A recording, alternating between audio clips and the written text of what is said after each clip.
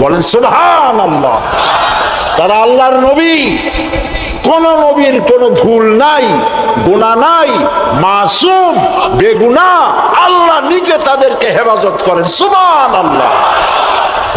এবার দেখুন, আমরা সন্তান চাইতে আমাদের লোকেরা গেল মাজারের কাছে, আর হযরতে জাকারিয়া আলাইহিস সালাম সূরা আলে ইমরান, আমি কি গল্প করতেছি না কোরআন শুনাইতেছি? সূরা আলে ইমরান আপনারা পড়বেন। সূরা আলে ইমরানের মধ্যে আছে হযরতে জাকারিয়া আলাইহিস সালাম বুড়া হয়ে গেছেন, সন্তান নাই, একটাও নাই। তিনি আল্লাহর কাছে ফরিয়াদ করলেন, আল্লাহ আমি একদম বেওয়ারিস হয়ে যাব মরিয়া, তুমি আমাকে একটা সন্তান দিও। একদিন তিনি নামাজ পড়তেছিলেন, নামাজের মধ্যে হযরতে জিবরাইল আলাইহিস সালাম আসলেন। হযরতে জিবরাইল ওহী নাযিল করলেন। আল্লাহ তাআলা বলেন, হে জাকারিয়া, আমি তোমাকে সুসংবাদ দিতেছি, তোমাকে একটি পুত্র সন্তান দেওয়া হবে। পুত্র সন্তানটি জন্মগ্রহণ করার সঙ্গে সঙ্গে নাম রেখে দিও ইয়াহইয়া। ছেলে হবে, সন্তান হবে, সন্তান হবে ছেলে। আর নাম রেখে দিলেন কে? আল্লাহ নিজেই। হযরতে জাকারিয়া প্রশ্ন করলেন জিবরাইলকে, জিবরাইল, আল্লাহ তো বললেন যে আমারে আল্লাহ ছেলে দিবেন, কিন্তু এই ছেলেটা হবে কেমনে? আমি তো বুড়া, সোজা হয়ে খাড়াইতেও পারি না। আমার বউ হলো বুড়ি, আকিম, বন্ধা, বাঁচা, জিন্দিগিতে বাচ্চা হয় নাই। আমি বুড়া, বউ বুড়ি, বাচ্চা হবে কেন? হযরত জিবরাইল জবাব দেন নাই। জবাব দিয়েছেন কে? মাত্র একটি শব্দ দিয়ে জবাব দিয়েছেন তিনি। আল্লাহ তাআলা বলেছেন, কাযালিক, যেমনি ইচ্ছে করি তেমনি বাচ্চা দেব। সুবহানাল্লাহ বলে। আল্লাহ তাআলা কিছু করতে চাইলে তিনি তো কুন ফায়াকুনের মালিক। দুইটা অক্ষর, কোন, কাফ আর নুন, কোন। আল্লাহ বলেন কোন, জানান দেয়ার হয়ে যায়। সুবহানাল্লাহ। আল্লাহ তাআলা যদি কেউ রবের সঙ্গে দেখা করতে চায়, তোমরা যদি আল্লাহর সঙ্গে দেখা করতে চাও, দুইটা কাজ করবা। এক নম্বর হলো ভালো ভালো কাজ করো, নেক কাজ করো। দুই নম্বরে আল্লাহর ইবাদতের সাথে কাউকে শরীক স্থাপন করবা না। শিরক থেকে যদি নিজেকে বাঁচাই, আল্লাহর সাথে কিয়ামতে দেখা হয়ে যাবে। সুবহানাল্লাহ বলে। রাসূলুল্লাহ বলছেন, বুখারী শরীফের হাদিস, গাধার পৃষ্ঠে সওয়ার হয়ে তিনি যাচ্ছিলেন। হযরত মুআজ রাদিয়াল্লাহু তাআলা আনহু এই হাদিস রিওয়ায়াত করেছেন। তিনি বলছেন, আমি রাসূলের পিঠের সঙ্গে ভাবে বসেছিলাম গাধার পেছনে। তিনি আমারে ডাকলেন, ইয়া মুআজ। আমি বললাম, লাব্বাইক ওয়া সাদাইক। তিনি আবার বললেন, ইয়া মুআজ। আমি আবারও সাড়া দিলাম। তিনবার তিনি ডাকলেন। তিনবার ডেকে বললেন, মুআজ, তুমি কি জানো আল্লাহর উপরে বান্দার হক কি, আর বান্দার উপরে আল্লাহর হক কি? হযরতে মুআজ বলেন, আমি জানি না, আল্লাহ এবং তার রাসূল ভালো জানেন। নবীজি বললেন, শোনো মুআজ, আল্লাহর উপরে বান্দার হক হচ্ছে এই, বান্দা আল্লাহর ইবাদতের সঙ্গে কাউকে শরীক স্থাপন করবে না। এটা হলো আল্লাহর উপরে বান্দার হক। আর বান্দার উপরে আল্লাহর হক হচ্ছে যেই বান্দা আল্লাহর ইবাদতের মধ্যে কাউকে শরীক স্থাপন করবে না, ওই বান্দার উপরে আল্লাহর হক হচ্ছে যে কিয়ামতের দিন আল্লাহ রাব্বুল আলামিন ওই বান্দার জন্য জাহান্নামের আগুন হারাম করে দিবে। সর্বাবস্থায় শিরক থেকে আল্লাহ তাআলা আমাদেরকে রক্ষা করুন। আমরা বলি আমিন। আর একটি আয়াত পড়ে আপনাদেরকে ছেড়ে দেব মুনাজাতের মাধ্যমে, আল্লাহ যেন কবুল করেন, বলেন আমিন। আর একটি আয়াত, আল্লাহ তাআলা বলেন, ওয়াসাইনাল ইনসানা বিওয়ালিদাইহি হামালাতুহু উম্মুহু ওয়াহানান আলা ওয়াহনি ওয়া ফিসালুহু ফি আমাইনি আনিশকুর লি ওয়া লিওয়ালিদাইকা ইলাইয়াল মাসির। প্রিয় ভাই সব, এতক্ষণ কথা বলতেছিলেন কে? লোকমান। এতক্ষণ কথা বলতেছিলেন কে? লোকমান। লোকমান হাকিমের বক্তৃতা নসিহত শেষ হয় নাই, আল্লাহ ঢুকে পড়েছে। কথা শুনতেছেন? লোকমান হাকিমের নসিহতের প্রসঙ্গ শেষ হয়নি, মাঝখানে আল্লাহ তাআলা ঢুকলেন আরেকটা বিষয় নিয়ে। সে বিষয়টি কি? আল্লাহ রাব্বুল আলামিন বলেন, আমি পৃথিবীর সব মানুষকে ওসিয়ত করেছি, নির্দেশ দিয়েছি, উপদেশ দিয়েছি, তারা যেন তার মা বাপের প্রতি কৃতজ্ঞ হয়।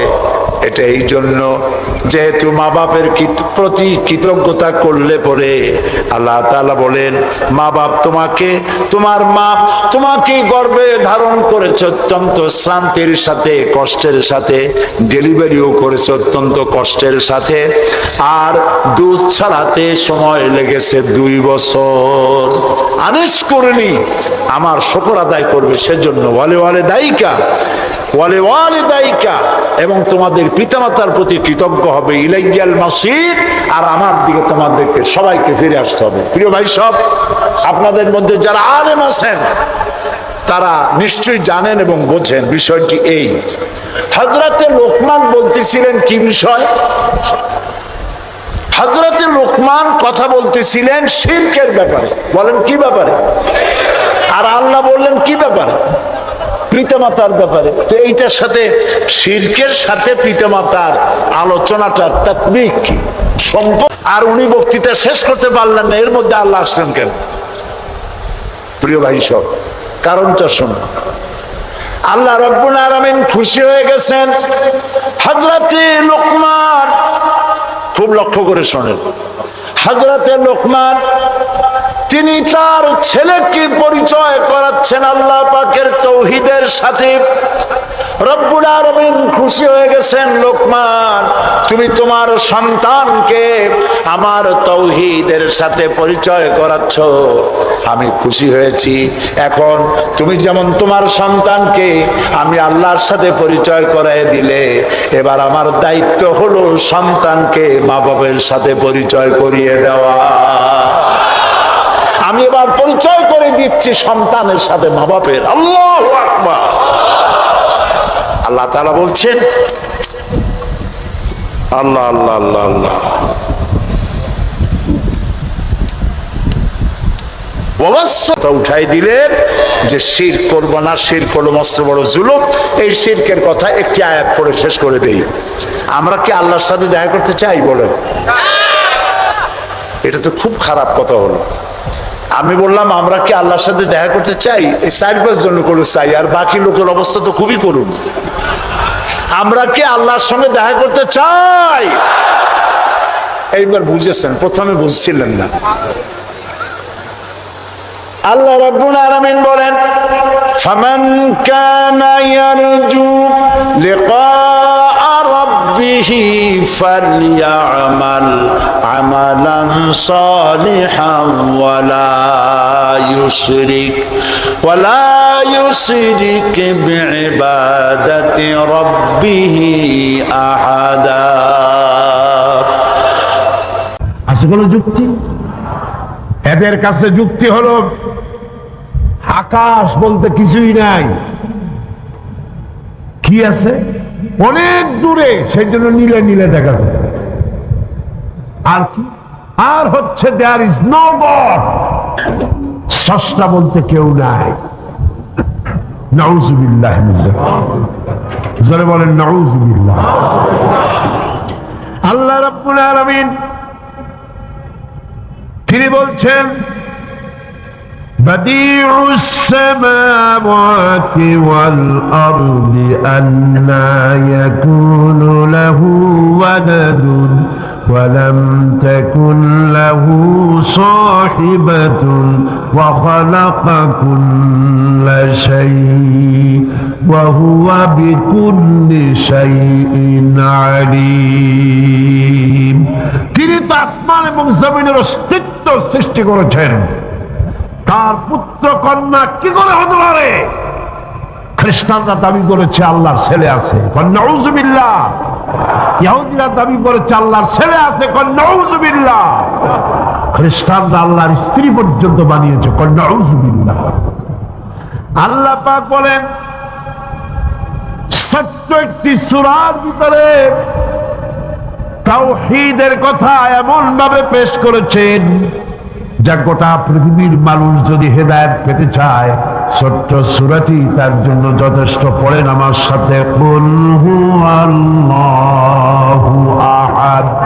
পড়েন সবাই, কুল হুয়াল্লাহু আহাদ আল্লাহুস সামাদ লাম ইয়ালিদ ওয়া লাম ইউলাদ ওয়া লাম ইয়াকুল লাহু কুফুয়ান আহাদ।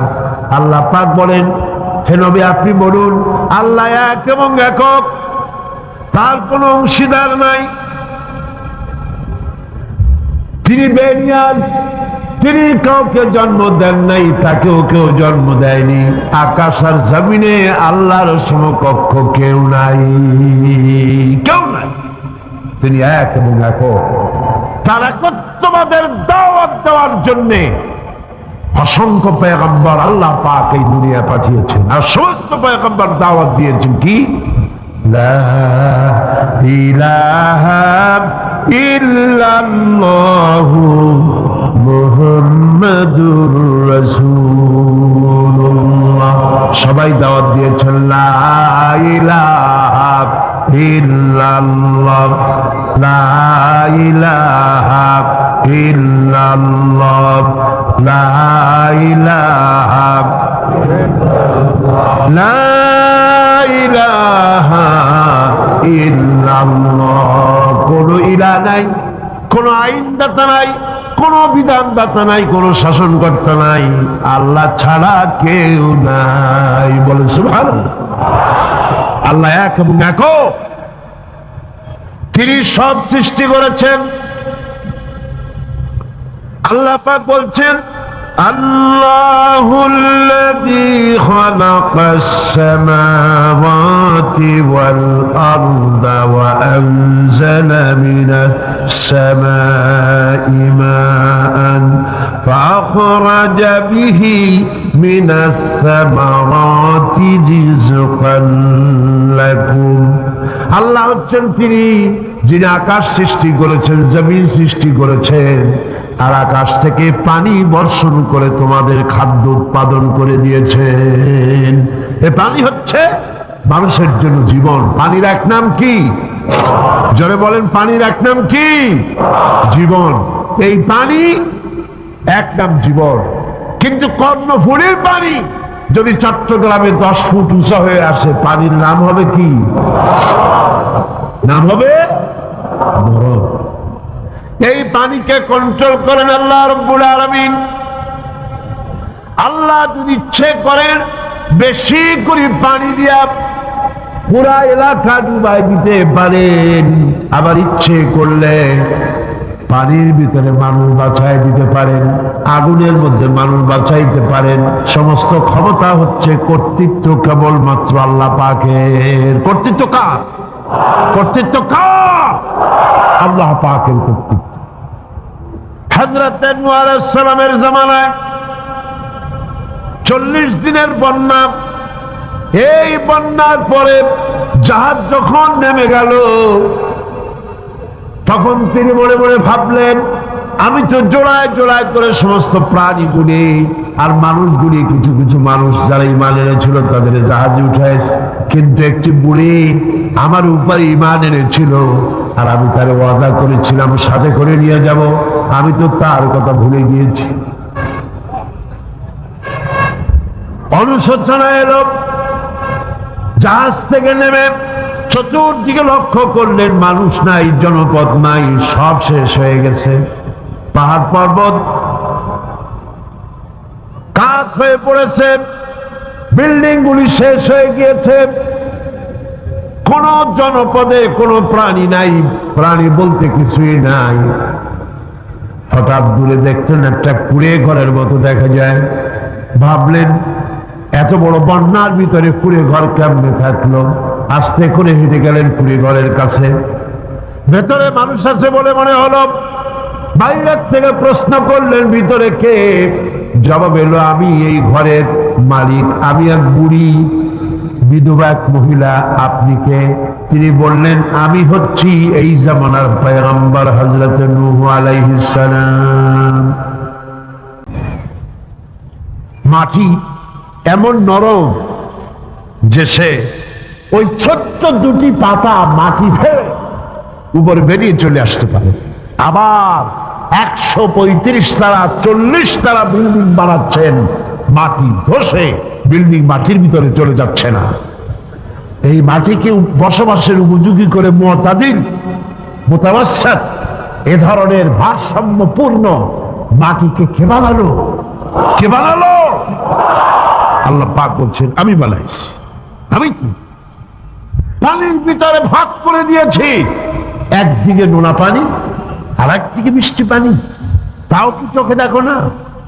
চোখে দেখে না কারা? নাস্তিক আর মুরতাদ। ওদের চোখে ধরা পড়ে না, ইমানদারদের চোখে ধরা পড়ে। গিনেস বুক, যেটা পৃথিবীর সবকিছু উল্লেখযোগ্য রেকর্ড করা হয় যে বইতে, সে বইতে লেখা হয়েছে প্যাসিফিক ওশেন, প্রশান্ত মহাসাগরের ভেতরে একটি নদী আবিষ্কার হয়েছে, যে নদীটি 250 মাইল চওড়া, 4000 মাইল লম্বা। 4000 মাইল লম্বা, 250 মাইল চওড়া প্রশান্ত মহাসাগরের ভেতরে। এটার পানি সম্পূর্ণ মিষ্টি। সুবহানাল্লাহ। চতুর্দিকের পানি নোনা, মাঝখানে বিরাট এই নদী, সমুদ্রের ভিতরে নদী, মাঝখানে মারাজাল বাহরাইনি ইয়ালতাকিয়ান বাইনাহুমা বারযাখুন লা ইয়াবগিয়ান। মাঝখানে কোনো পার্টিশন নাই, অথচ নোনা পানির ক্ষমতা নাই মিষ্টি পানিকে নোনা বানায়, আর মিষ্টি পানিরও ক্ষমতা নাই নোনা পানিকে মিষ্টি বানায়। মাঝখানে কোনো পার্টিশন নাই, চোখে দেখো না? আল্লাহ পাক বলছেন, আইলাহুম মাআল্লাহি বাল আকসারুহুম লা ইয়ালামুন। এই যে নদীর পানিকে আল্লাহ পাক ভাগ করে দিলেন, এগুলির ব্যাপারে আল্লাহর সাথে কেউ শরীক ছিল? বরং তোমাদের মধ্যে অধিকাংশই এই কথাগুলিকে অনুধাবন করো না, বুঝতে পারো না। তিনি হচ্ছেন স্রষ্টা, তিনি মালিক, সে আল্লাহর চেনো। আল্লাহকে যদি গোটা জাতি চিনতে পারে, এ জাতির কোনো ভয় নাই। এ জাতিকে রক্ষা করবে কে? আল্লাহ পাক বলছেন, أَمَّنْ يُجِيبُ الْمُضْطَرَّ إِذَا دَعَاهُ وَيَكْشِفُ السُّوءَ وَيَجْعَلُكُمْ خُلَفَاءَ الْأَرْضِ। আল্লাহ পাক বলেন, এমন কে আছেন যিনি ব্যাকুল এবং অস্থির দোয়া যিনি শোনেন?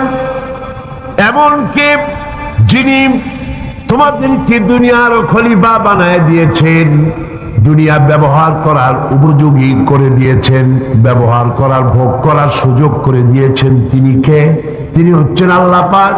গভীর রাত্রে আপনি যে ক্রন্দন করেন, চিন্তা করেন, মামলায় পড়ে, মকদ্দমায় পড়ে, কষ্টে পড়ে, ঋণগ্রস্ত হয়ে, রোগগ্রস্ত হয়ে, ব্যথা নিয়ে, বেদনা নিয়ে, অস্থির মন নিয়ে আপনি যে দোয়া করেন, সেই দোয়া কে শোনে বলেন? কে শোনে? আল্লাহ রাব্বুল আলামিন বলেন, আমি শুনতে পাই, আমি সব শুনতে পাই। সামিউন বাসীর, এমন কিছু নেই যে আমি শুনি না। সমুদ্রের অতল তলদেশে শৈবালের সাথে লাগানো, প্রবালের সাথে লাগানো ছোট্ট একটি পোকা, যা মাইক্রোস্কোপ যন্ত্র ছাড়া দেখা যায় না, আটলান্টিক মহাসাগরের অতল তলদেশে ওই পাথরের সাথে মিশে থাকা ছোট্ট পোকাটি যদি ক্ষুধার জ্বালায় চিৎকার মারে, যদি পেটের যন্ত্রণায় চিৎকার মানে কেউ শোনে না। আল্লাহ পাক বলেন আমি আরশের মালিক, আমি শুনতে পাই। জমিনকে বসবাসের উপযোগী করেছেন। এই পৃথিবীর মাটিকে কে বসবাসের উপযোগী করে দিলেন? কে? এই পৃথিবীর প্রাণীগুলোকে দুভাগে বিভক্ত করে দিলেন।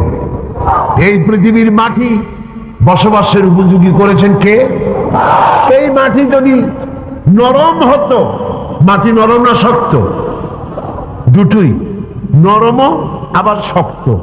এমন শক্ত নয় যে আপনি কোদাল দিয়া খুন্তা দিয়া কোপাইয়া পিলার উঠাইতে পারবেন না, ফসল রোপণ করতে পারবেন না, এরকম শক্ত নয়। কত নরম আপনি কি চিন্তা করেছেন? একটা লাউয়ের বিচি,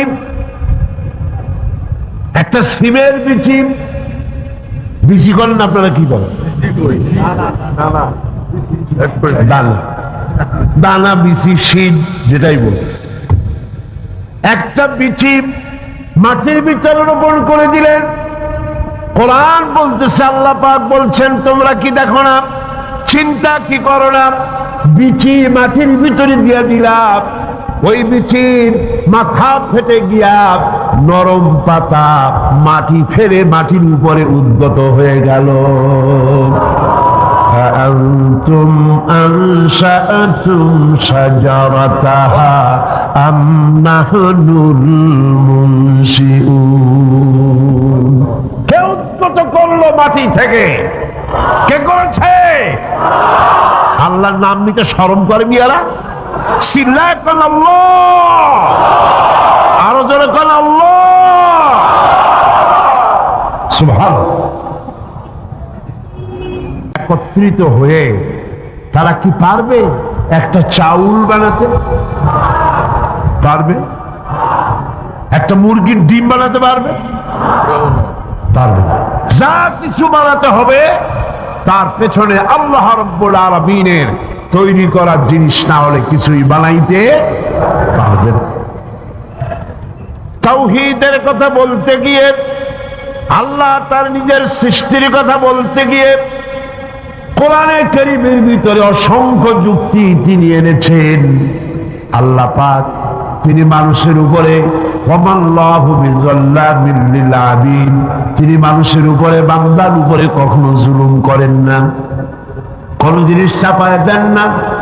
যুক্তি দিয়ে তিনি মানুষকে বুঝাচ্ছেন, আম্মান খালাকাস সামাওয়াতি ওয়াল আরদা ওয়া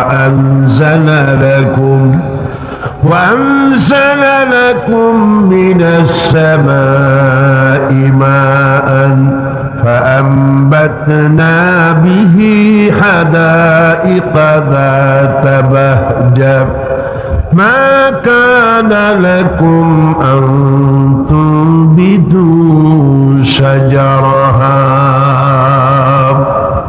কে তোমাদের জন্য আকাশ এবং জমিনকে সৃষ্টি করেছেন? কে করেছেন? কে করেছেন?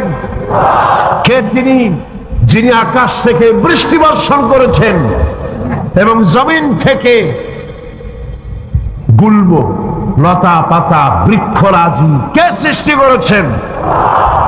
আইলাহুম মা'আল্লাহি বাল হুম কওমুন ইয়া'দিলুন। এ সকল কাজে আল্লাহর সাথে কেউ কি অংশীদার আছে? বলেন আছে? আল্লাহ পাক বলছেন আমার সাথে কোনো অংশীদার নাই। বাল হুম কওমুন ইয়া'দিলুন, বরং এরা সঠিক পথ থেকে সরে যাচ্ছে। আল্লাহ পাক আবার বলেন, আম্মান জাআলাল আরদা কারারান ওয়া জাআলা খিলালাহা আনহারা ওয়া জাআলা লাহা রাওয়াসিয়া ওয়া জাআলা বাইনাল বাহরাইনি হাজিজা। বিজ্ঞানীরা বলেছেন সূর্য যেখানে দাঁড়ায় আছে এর থেকে কয়েক ডিগ্রি যদি উপরে উঠে যায় গোটা পৃথিবী ফ্রিজ হয়ে যাবে। গোটা পৃথিবীর মানুষগুলি বরফে পরিণত হয়ে যাবে, সমস্ত প্রাণী জগৎ বরফ হয়ে যাবে। সূর্য যেখানে দাঁড়িয়ে আছে তার থেকে যদি কয়েক ডিগ্রি নিচে নেমে আসে, গোটা পৃথিবী জ্বলে পুড়ে ভস্মীভূত হয়ে যাবে। চাঁদ যেখানে দাঁড়িয়ে আছে তার থেকে যদি কিছু উপরে উঠে যায়, গোটা পৃথিবী মরুভূমি হয়ে যাবে। যেখানে দাঁড়িয়ে আছে তার থেকে যদি কিছু নিচে নেমে আসে, গোটা সমুদ্রের পানি স্ফীত হয়ে গোটা বিশ্ব পানির তলায় তলায়া যাবে। ইন্নাল্লাহা ইউমসিকুস সামাওয়াতি ওয়াল আরদা আন তাজুলা, নিশ্চয়ই আল্লাহ তাআলা নবমণ্ডল এবং ভূমণ্ডলকে এমন ভাবে ধারণ করে রেখেছেন যাতে করে একটা থেকে আর একটা বিচ্ছিন্ন হয়ে না যায়। এই পৃথিবীর চাইতে সূর্য ছোট না বড়? কত গুণ বড়? আপনারা জবাব যেভাবে দেন তাতে মনে হয় যেন রমজান মাস আইসেই রোজা শুরুই করছেন। পৃথিবী বড় না সূর্য বড়? বিশাল। সেই সূর্যের চাইতেও তারকাগুলি আরো বড়, যে বিবরণ আমি গত বছর বা তার আগের বছর দিয়েছি, মনে আছে না? পৃথিবীর চাইতে সূর্য বড়, সূর্যের চাইতে তারকা বড়, তারকার চাইতে ব্ল্যাক হোল বড়। কত বড় বিজ্ঞানীরা চিন্তা করে কুল পায়নি। এই বিশাল বিশাল গ্রহ উপগ্রহগুলি আল্লাহ পাক বলছেন একটার সাথে আর একটা আমি আটকায় রেখেছি। কি দিয়ে? মাধ্যাকর্ষণ শক্তি দিয়ে। কি দিয়ে? কোরআন বলছে